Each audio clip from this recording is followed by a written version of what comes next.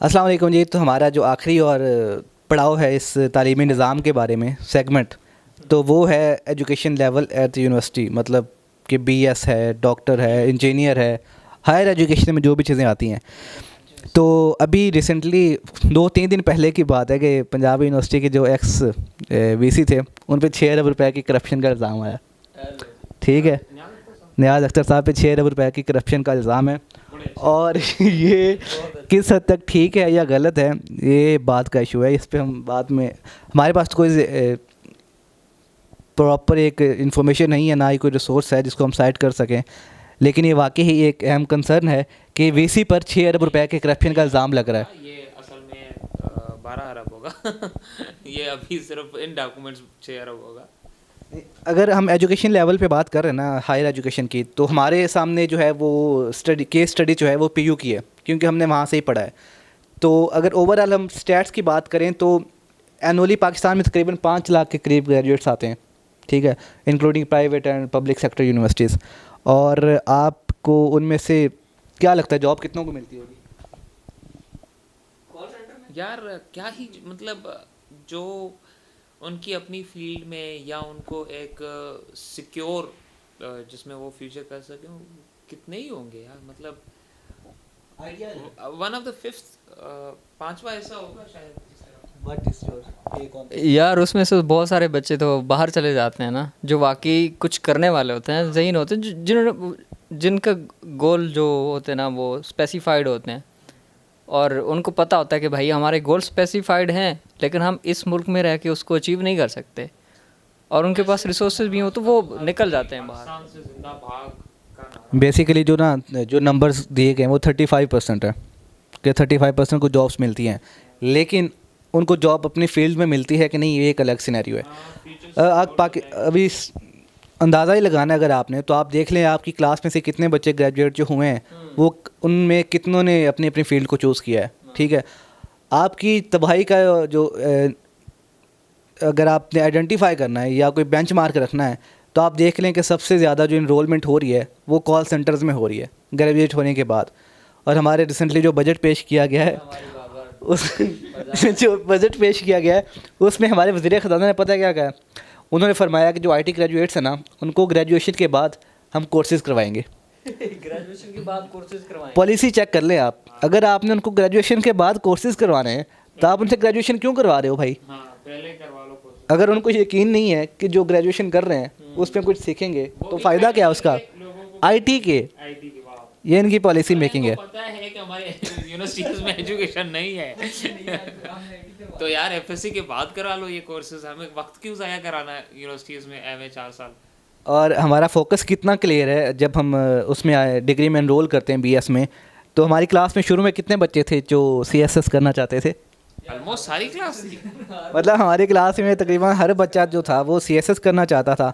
और अगर अभी देखो तो मैं अकेला एक दो ही रह गए जो तैयारी कर रहे हैं। लड़कियों ने माशाल्लाह 5-6 ने शादी कर ली है, और जो लड़के हैं, ऐसे गलत बात है ना। देखो आप, अच्छी भी बात है, चलो अच्छी बात है, शायद साहब के रमानों को हम नहीं जगाते। शायद साहब आप जेंडर चेंज कर लें अगर आपको शादी की ज़्यादा ही तलब हो रही है तो।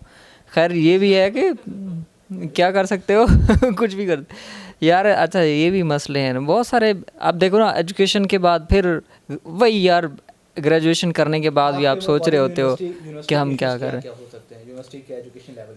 यूनिवर्सिटी के एजुकेशन के सबसे जो बेसिक पॉइंट के ऊपर तो मैं यही कहूँगा कि भाई जब बच्चा कॉलेज से निकल के यूनिवर्सिटी आता है ना, तब भी उसका स्पेसिफाइड नहीं होता कि यार मैं किस फील्ड में जाऊँ, क्योंकि वो लूप होल में फंसा हुआ है। एक फील्ड में आ गया। मैं अगर अपनी, हाँ, उसके बाद क्या इश्यूज हैं? उसके बाद ये इश्यूज़ हैं कि वो जिस फील्ड में आ गया तो उस फील्ड में भी उसकी ट्रेनिंग नहीं है।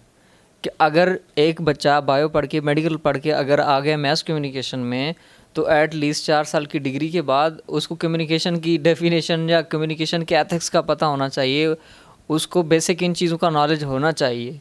और मार्केट्स में इसके अकॉर्डिंग जॉब तो होनी चाहिए ना। अब डिग्रीज़ पे डिग्रीज़ तो पैदा किए जा रहा है ये सिस्टम। डिग्रीज़ स्टूडेंट्स कर भी रहे हैं, पढ़ भी रहे हैं, लेकिन डिग्रीज़ करने के बाद क्या है, फ्यूचर क्या है, करना क्या है? अब हमने जो प्राइमरी लेवल पे या इंटरमीडिएट लेवल पे डिस्कशन की थी वो एक साइड पे है, और जो यूनिवर्सिटी लेवल पे आप आकर अगर वो सारी चीज़ें नल एंड वॉइड भी कर दें, तो अगर आपको यूनिवर्सिटी लेवल में आकर अच्छी चीज़ें पढ़ाई जाएँ या अप टू डेटेड चीज़ें पढ़ाई जाएँ, जैसे अगर हम जर्नलिज्म की बात करें, तो अगर हमें सिखाया जाता कि आपने मॉडर्न ट्रेंड्स के साथ कैसे रेजोनेट करना है, कैसे उसके साथ लेकर चलना है, डिजिटली आपको चीज़ें बदल रही हैं तो डिजिटल प्लेटफॉर्म्स को कैसे यूज़ करना है टू अर्न मनी या टू अपना जो पार्ट है वो प्ले करने में अपनी सोसाइटी में, तो वो किया जाए। तो हमारा मसला बेसिकली ये है कि जो टीचर्स हैं हमारे, शायद साहब आप टीचर्स पे कुछ गुफ्तगू करना चाहेंगे कि टीचर्स हमारे पढ़ाते कैसे हैं। मैं आपको एक पाकिस्तान की प्राइवेट यूनिवर्सिटी की एग्जांपल देता हूँ, ठीक है।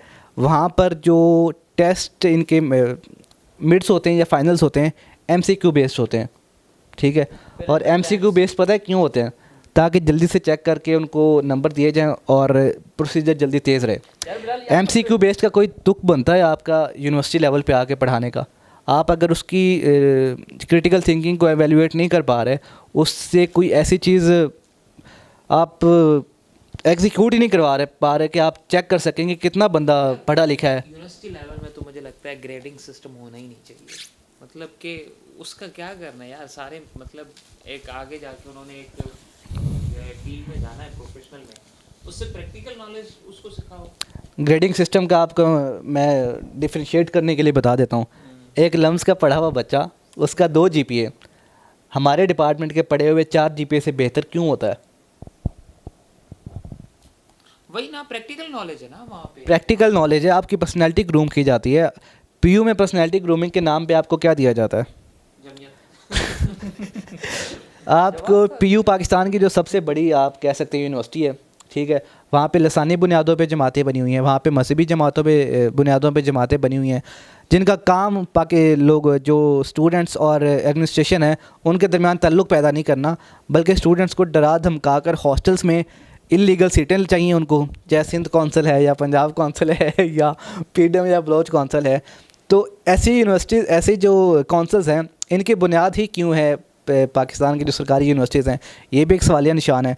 और उसके ऊपर आपके जो VC हैं वो भी अगर एक्स जमाती हों या किसी भी जमात का हिस्सा हों, तो ये भी एक सवालिया निशान है कि वो कैसे बन गए। अफिलिएशन नहीं होनी चाहिए ना। अब अगर अदारे का सरबराह ही किसी जमात के साथ अफिलिएट हो गया तो वो पूरी यूनिवर्सिटी को कैसे संभाल लेगा? नज़रियाती बुनियाद क्या है? मतलब अगर पर्सनल उसकी प्रेफरेंस एक आइडियाल से मिलती है और वो उसका हिस्सा है तो उसमें मसला क्या है? तो उसमें आपके यूनिवर्सिटी का माहौल ख़राब होता है, लड़ाइयाँ होती हैं। नहीं, वो तो उसका पर्सनल मामला है ना। पर्सनल तब हो ना जब उसके रूम में हो। किसी ने कभी कहा है कि लड़ाई करो? अगर VC तो बात नहीं है। हम अगर VC किसी एक पार्टी को सपोर्ट करे सिर्फ इस बुनियाद पे कि उसका हिस्सा रहा था, तो ये तो गलत है ना। हाँ, ये डेफिनेटली गलत है कि वो जो जिस पार्टी का हिस्सा है या बना था या उसका अभी भी है, नहीं होनी ही क्यों चाहिए? लसानी और मजहबी बुनियादों पे होनी क्यों चाहिए? पॉलिटिक्स मेरा ख्याल है होनी चाहिए यार। स्टूडेंट पॉलिटिक्स क्या है? या जैसे मुझे सिर्फ एक ही मिसाल मिलती है इंडिया के कन्हैया कुमार की, ठीक है।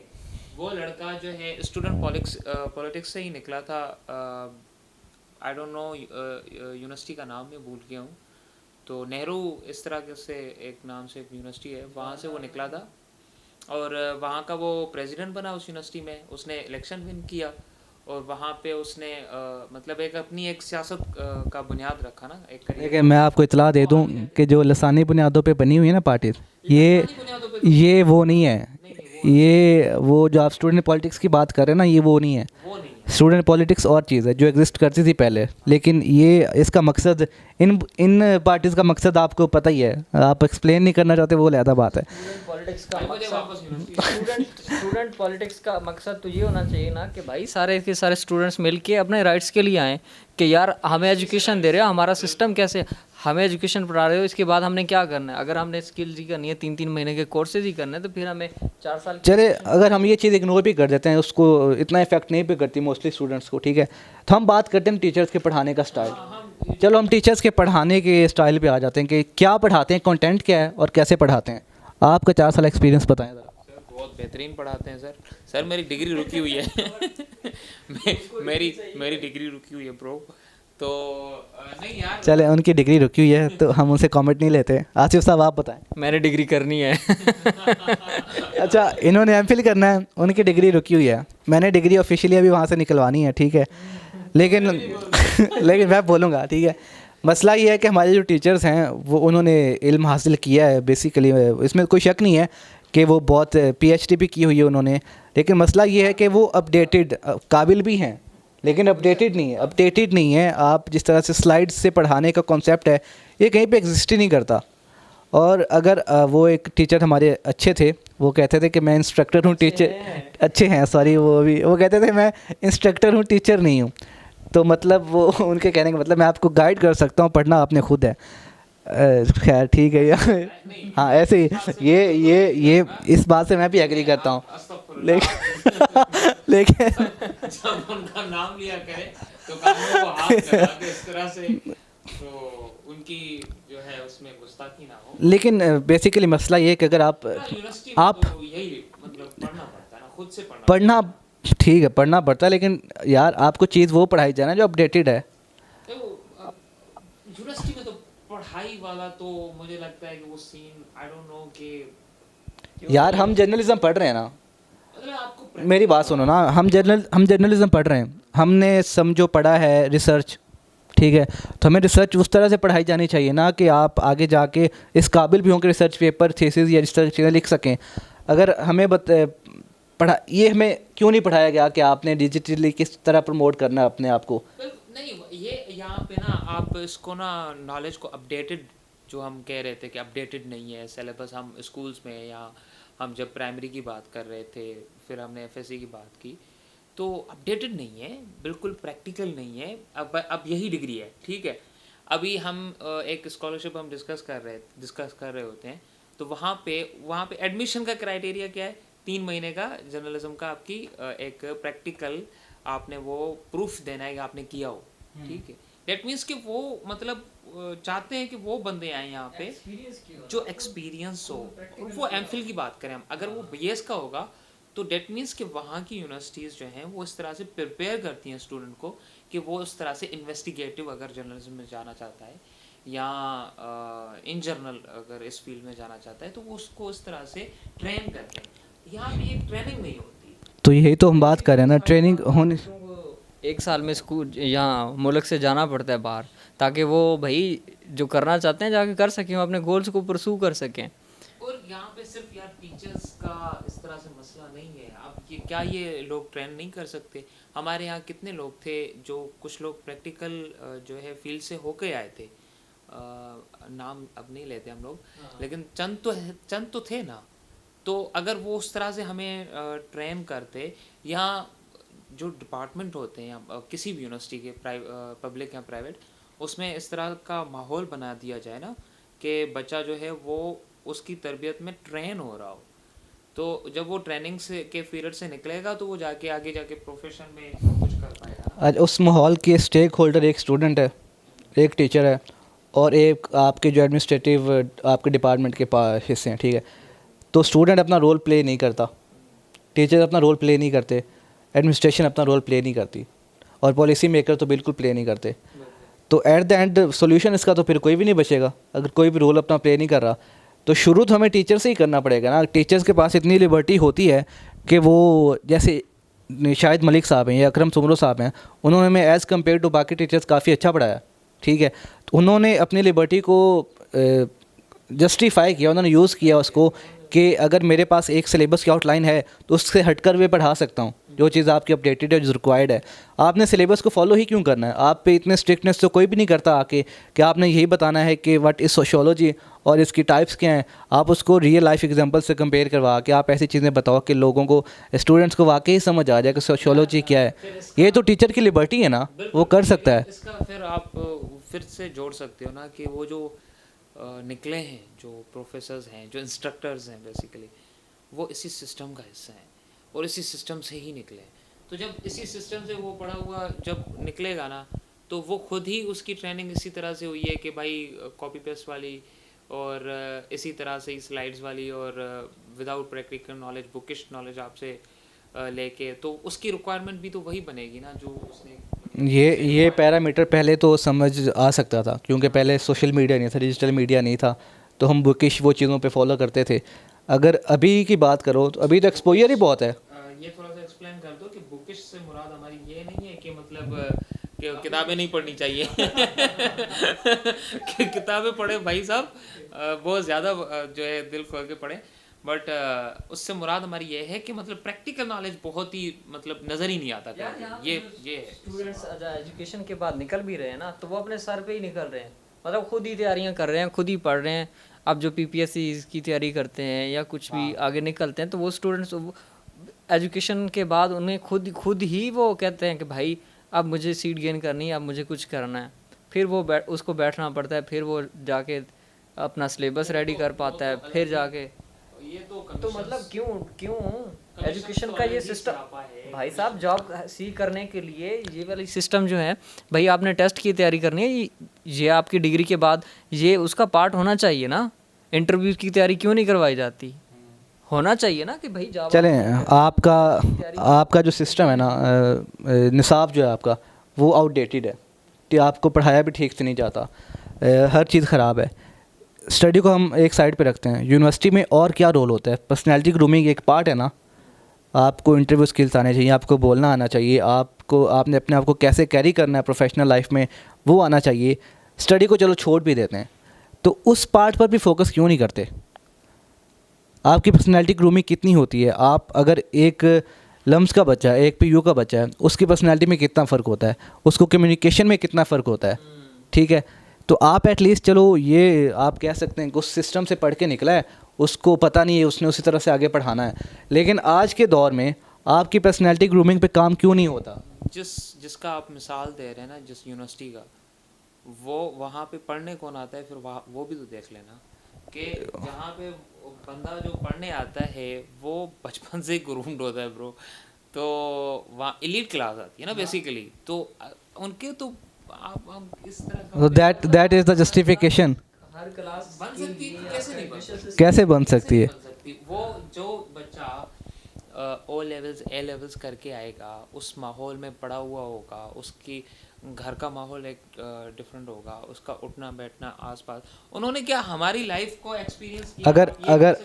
अगर वो बच्चा पीयू में आ जाए तो मतलब वो ख़राब हो सकता है पीयू के माहौल में आके। नहीं, देखो बचपन आप देखो ना, ऐसे नहीं है ना कि अब वो अडल्ट हो गया और अभी पीयू में आ जाएगा तो पीयू जैसा बन जाएगा यार। पीयू चलो फॉर एग्जांपल वो एग्जांपल गलत है, बहुत सारे लोग आगे अगर वो एग्जांपल गलत भी है तो सरकारी यूनिवर्सिटी में पर्सनैलिटी ग्रूमिंग के लिए क्या किया जाता है? नहीं, वो नो डाउट वहाँ पे तो कुछ नहीं किया जाता। तो यही तो मेन कंसर्न है ना। चलो एग्जाम हमने कंपेयर गलत किया, लेकिन मकसद तो यही था ना कि आपके पर्सनैलिटी ग्रूमिंग पे काम नहीं किया जाता। आपके लिए कितना ज़रूरी कि आप अगर इंटरव्यू देने जा रहे हैं तो आपको कम्युनिकेट करना आना चाहिए, आप ड्रेसिंग आपकी कैसी है वो भी आपको आना चाहिए। देखें, इंटरव्यू मैंने क्रैक तो कर लिया था पहला और आप वो तो आपको अल्लाह की तरफ से एक गैबी मदद आई थी, वरना जिस तरह की ड्रेसिंग करके गए थे ना आप चपरासी रखा जा सकता चपरासी। आपको अपनी ड्रेसिंग भी उस दिन कैसे करके गए? नहीं यार, आप कैजुअली गए थे यार। कैजुअल था और उसकी रिक्वायरमेंट नहीं है ना बिलाल साहब। अभी आप ये किसकी कंपेयर कर रहे हैं? मैं कोई सीएसएस का इंटरव्यू देने गया था, वो तो उसकी रिक्वायरमेंट नहीं है। का इंटरव्यू क्या मतलब? तुम मुद्दे से हट रहे हो ना। मैं कह रहा हूँ कि यूनिवर्सिटी में ग्रूमिंग के लिए क्या करते हैं, इस बात का जवाब है नहीं है इसका। ऑब्वियसली नो, एब्सोल्युटली नो है नहीं है भाई। लेकिन वो हमारा एक कोर्स था पर्सनल डेवलपमेंट, काफ़ी हद तक उसकी वजह से